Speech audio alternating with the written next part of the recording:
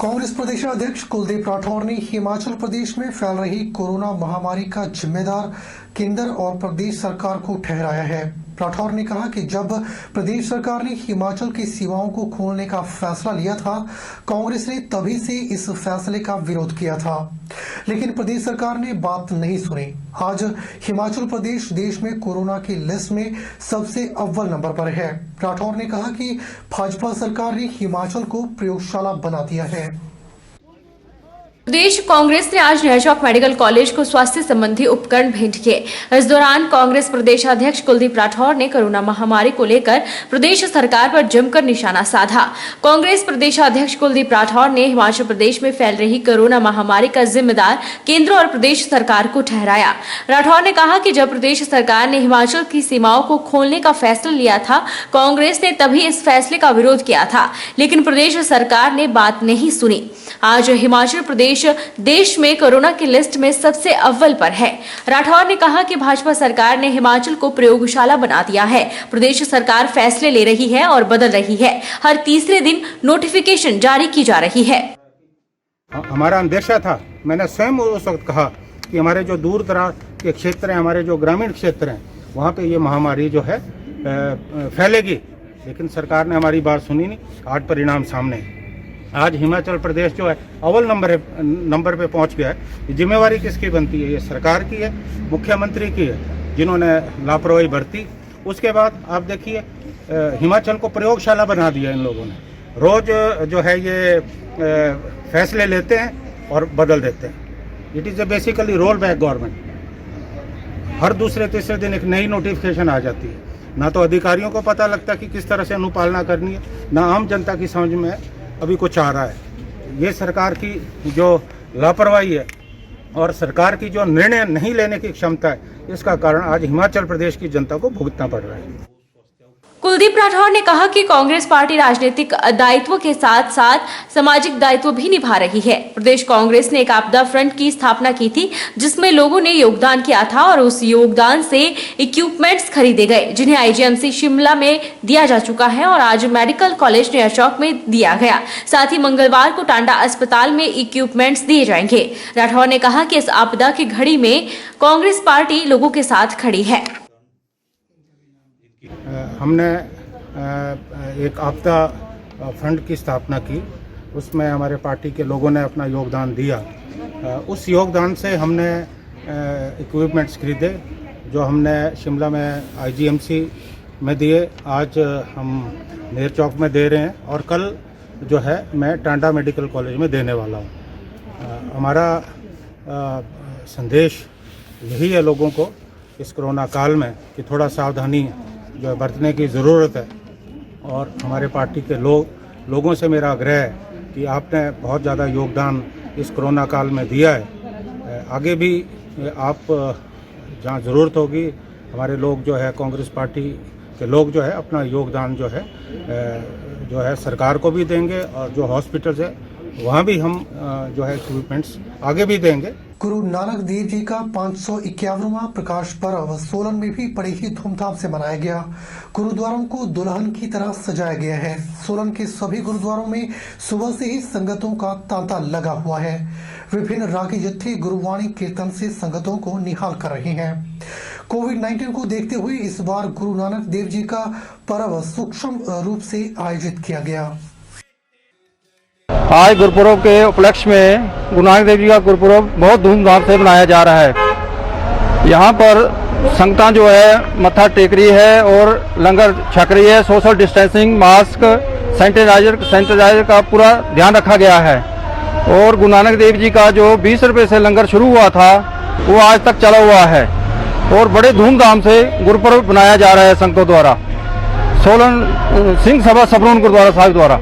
गन्ने का सीजन अक्टूबर माह से ही शुरू हो जाता है, तो वहीं हिमाचल प्रदेश के जिला सिरमौर और पांवटा साहिब में गन्ने से तैयार किए गए गुड़ और शक्कर का उत्तराखंड, हरियाणा, पंजाब के लोग ही नहीं, विदेशों में भी पांवटा के गन्ने का स्वाद चखते हैं। लेकिन इस बार काम में मंदी आई है। इस वर्ष पिछले वर्ष के मुकाबले गन्ने का कारोबार बहुत फीका है।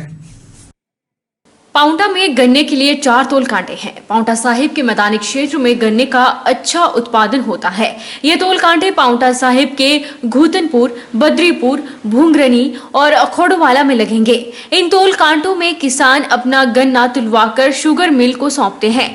पाउंटा साहिब में कुल 3.50 लाख क्विंटल गन्ना पैदा किया जाता है, जिसमें से 2 लाख क्विंटल चरखियों में बेचा जाता है और 1 लाख गन्ना शुगर मिल में बेचा जाता है।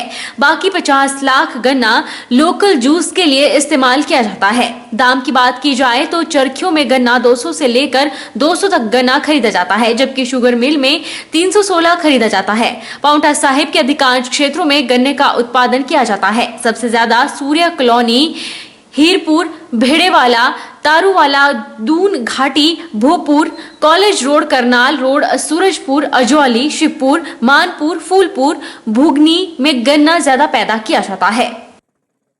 पिछली बारी हमारा गुड़ जो है काफ़ी बिका था, लगभग 200-250 मन गुड़ बिका था। इस बार मैं पहली बार ले जा रहा हूँ, 50 मन गुड़ ले जा रहा हूँ और जो गुड़ भी है अच्छी मात्रा में हमारे पास बिकता है सब्जियों में। फ़ायदा कुछ नहीं होता सर, फ़ायदा ये है कि लोगों की थोड़ी सी सब्जियों में जो ज़रूरत होती है तो हम 2-4 रुपये वैली हमारे पीछे बच जाती है। यहाँ से राज्य में, दूसरे राज्यों में, हरियाणा, पंजाब है, यूपी है, उत्तराखंड है और विदेशों में भी सप्लाई होता है। यहाँ से बाहर से लोग आते हैं और पैक करवा के ले जाते हैं। यहाँ पर जो गुड़ बनता है शुद्ध बनता है। यहाँ किसी केमिकल वगैरह का इस्तेमाल नहीं किया जाता, केवल शुद्ध गन्ने का ही बनाया जाता है। 18 घंटे काम करना पड़ रहा है, रात दिन काम करते हैं, मजदूरी नहीं पड़ रही है। सबका मेहनत ज़्यादा हो रही है, बारिश भी कम है, इस वजह से माल कम निकल रहा है। पाउंटा साहिब के शिवपुर पंचायत के एक किसान ने बताया कि पिछले वर्ष उनका 800 क्विंटल गन्ना बिका था। लॉकडाउन की वजह से सुविधाएं नहीं मिल पाई हैं। उन्होंने कहा कि एक अच्छी आइटम है, इसे बंद होने का कोई औचित्य नहीं था, फिर भी प्रशासन ने यहां पर चरखियों को बंद कर दिया था और शुगर मिल पर गन्ना नहीं भेजा जा रहा था। 800 क्विंटल गन्ना बिक्री हुआ था। इस बार हमने गन्ना थोड़ा कम कर दिया है लॉकडाउन की वजह से, क्योंकि लास्ट में हमें बहुत दिक्कत आई है। जब लॉकडाउन लग गया था चरखियाँ भी बंद हो गई थी, जबकि ये एक कच्ची आइटम है, इस पे ये बंद होने का तो कोई मतलब ही नहीं था। लेकिन फिर भी प्रशासन ने थोड़ा यहाँ पे इनको चरखियों को बंद कर दिया था, जिसके कारण चरखियाँ 1 महीने के करीब बंद रही हैं। तो गन्ना किसानों का खड़ा ही रहा था। उस वजह से उसको देखते हुए कुछ अब लॉकडाउन जैसे लॉकडाउन लगने की संभावना है, उसके कारण लोगों ने गन्ना क्या कर दिया, पहले से कम कर दिया। यहाँ पर जो क्रैशर लगे हुए हैं कम से कम भी 25-30 क्रैशर लगे हुए हैं गन्ना जो प्रदान करते हैं।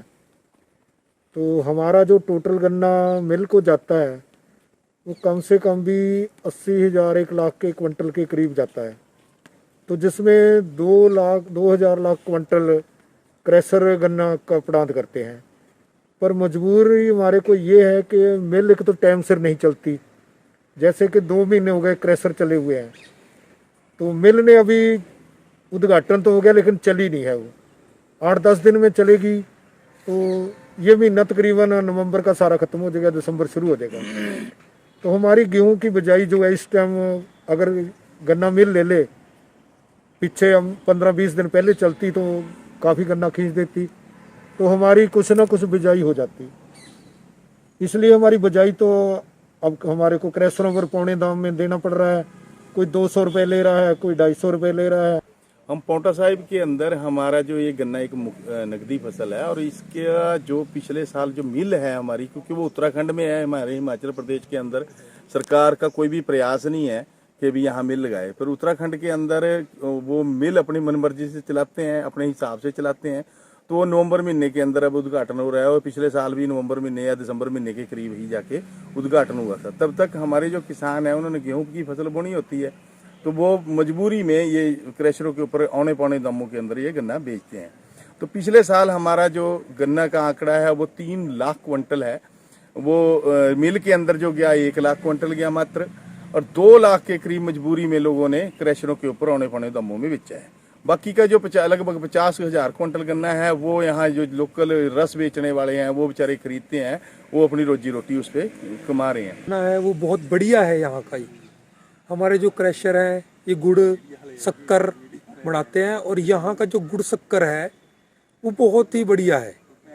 यहाँ जो गन्ना है हमारा, ये ऑर्गेनाइज खेती की तरह ही लोग इसको उगाते हैं, कम खाद लगाते हैं और कोई स्प्रे नहीं करते हैं, पानी भी कम लगाते हैं। इसमें मिठास बहुत अच्छा होता है यहाँ के गन्ने में। जो यहाँ का गुड़ है वो विदेशों में भी जाता है जी। यहाँ की शक्कर और राज्यों में, हरियाणा राज्य हुए, ये उत्तराखंड हुआ, यूपी हुआ, इधर भी जाता है जी। यहाँ का गुड़ बहुत फेमस है जी, और बिना कोई केमिकल, बिना कोई रसायन कुछ नहीं लगाते हैं, प्योर बिल्कुल चीनी की तरह बिल्कुल मिठास। शक्कर भी यहाँ की बहुत बढ़िया होती है जी, और ना कोई केमिकल डालते हैं, बिल्कुल है अपने आप तैयार करते हैं। आज के इस अंक में फिलहाल इतना ही। आप मुझे दीजिए इजाजत और आप बने रहिए HP 24/7 के साथ। नमस्कार।